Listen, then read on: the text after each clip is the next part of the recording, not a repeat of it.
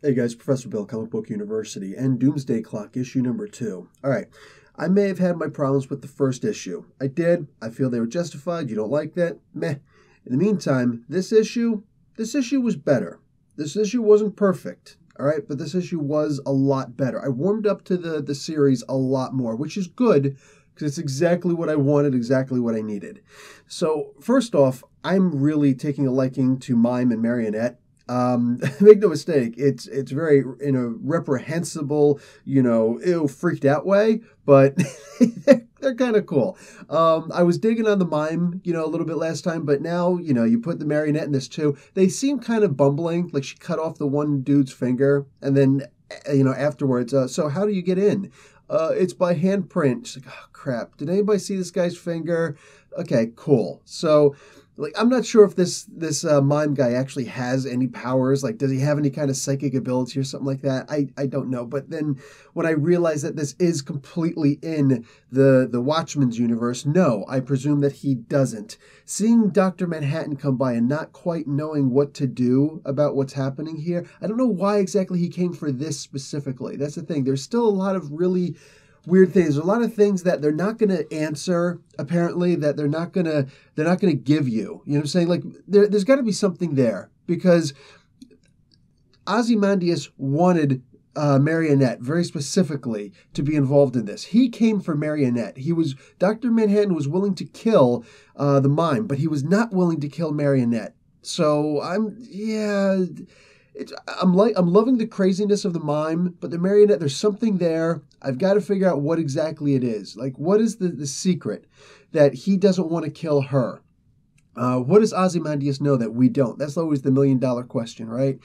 And then when I really did like when when Ozymandias met with Lex Luthor. That was also cool, because Luthor, of course, can't appreciate what Ozymandias is doing. They're on a very different level of their intellect. Luthor's just like making fun. He's like, so let me get this straight. This master plan where you do this, this, and this didn't work?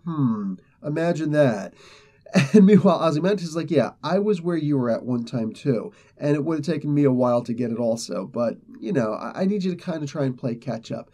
I dug that. And also when the comedian comes in, it's like, dude, what the freak? What the frick just happened here? So that was freaky. And I did have my theory. This was actually a really popular theory at the time. I've never seen any reason to discount it, that the comedian may, pray tell, be one of the 3 Jokers that we were talking about earlier. So, yeah. The comic book is weird. It's wild. But at the same time, here's the thing that I really liked about it. The visual storytelling was on point.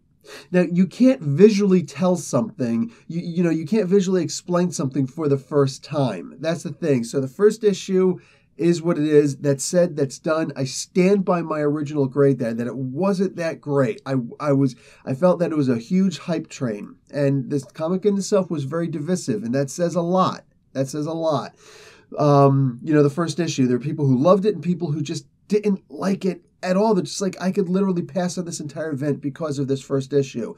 When you got a diaspora that wide, sorry guys, it's true. It's whether you like it or not, it's true.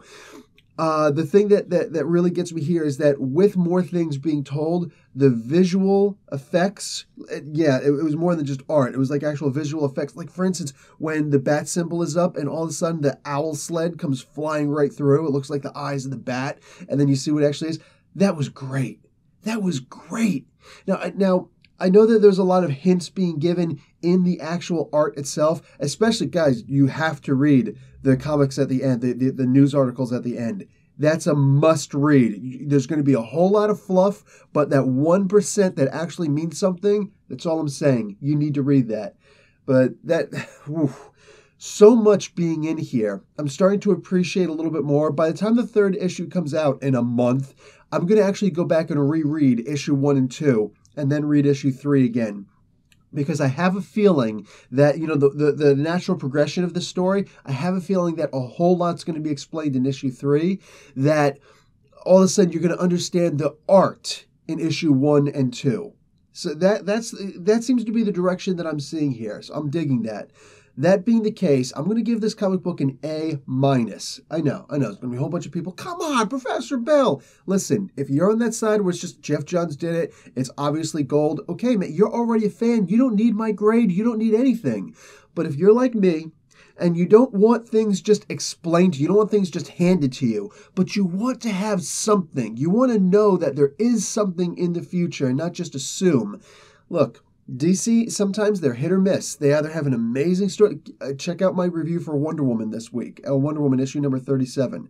Check out my review to understand exactly what I mean. DC can be hit or miss. So I want a hit with something like Doomsday Clock that has been promised, that's been hyped for so long. I want something that they owe it to me. They owe it to all of us to knock this out of the ballpark and into the next stadium. That's what I want. If you know how far away baseball stadiums are from each other, you know that's quite a stretch. Anyway, that being said, guys, Professor Bill, Comic Book University, class dismissed.